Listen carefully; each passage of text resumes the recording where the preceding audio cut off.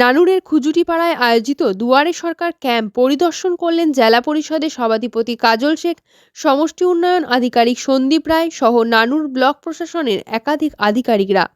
এদিন তারা সমগ্র দুয়ারে সরকার ক্যাম্পটি পরিদর্শন করার পাশাপাশি সাধারণ মানুষের কোনো অভাব অভিযোগ রয়েছে কিনা সেগুলিও খতিয়ে দেখেন।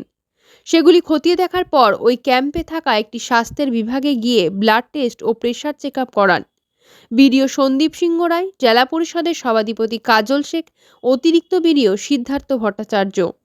যেসব ভাবনাগুলো নেয় তার মধ্যে অন্যতম ভাবনা হলো দুয়ারে সরকার। এটাতে কতটা উপকৃত হচ্ছে মানুষ?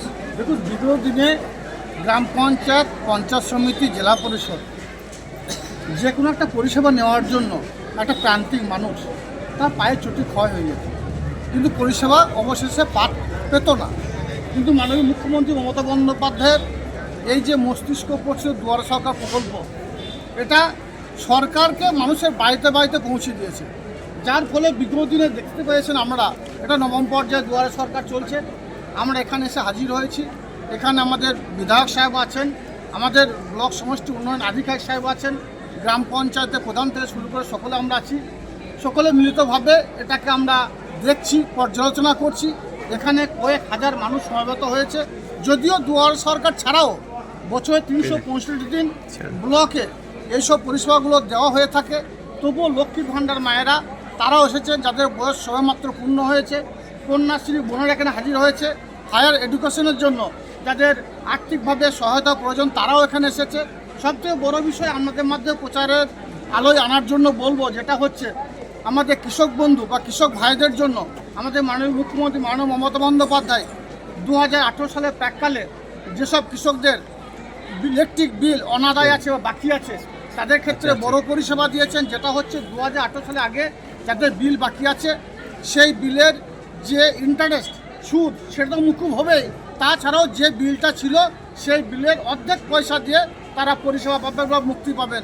এটাকে আপনাদের মাধ্যমে সারা বাংলার প্রত্যেকটি কৃষক ভাইয়ের কাছে এটা পৌঁছে দেওয়ার জন্য বলবো, যাতে কৃষক ভাইরা দুয়ারে সরকার প্রকল্পে এসে বা দুয়ারে সরকার ক্যাম্পে এসে এই পরিষেবাটা নেয়।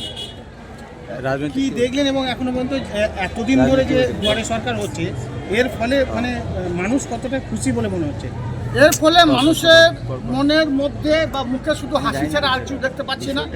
এখানে যারা এসেছে দুয়ারে সরকার ক্যাম্পে পরিষেবা নেওয়ার জন্য, আমি বিধায়ক সাহেব, বিডিও সাহেব প্রত্যেককে জিজ্ঞাসা করেছি এবং এখানে যে আধিকারিক আছে তাদের ব্যবহার সম্বন্ধে জিজ্ঞাসা করলাম, ঠিকঠাকভাবে পরিষেবা দিচ্ছে কিনা।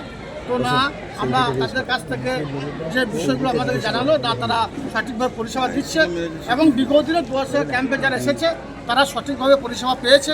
এটাই মানুষের কাছ থেকে আমরা জানতে পেরেছি। এটা জেনে আমরা সত্যি তৃপ্তি পাচ্ছি যে সত্যি আমরা যার নেতৃত্বে বাংলায় বসবাস করছি, বাংলার মাননীয় মুখ্যমন্ত্রী মাননীয় মমতা বন্দ্যোপাধ্যায় তার মস্তিষ্ক পোষণের যে প্রকল্পগুলি আছে, তিনি যে দুয়ারে সরকার যেটা চালু করেছেন, মানুষের দুয়ারে দুয়ারে সরকারকে পাঠাচ্ছেন, এ প্রকল্প সারা ভারতবর্ষের অঙ্গরাজ্যে কোনো অঙ্গরাজ্যে নেই। স্বভাবতই বাংলায় ভারতবর্ষকে পথ দেখা।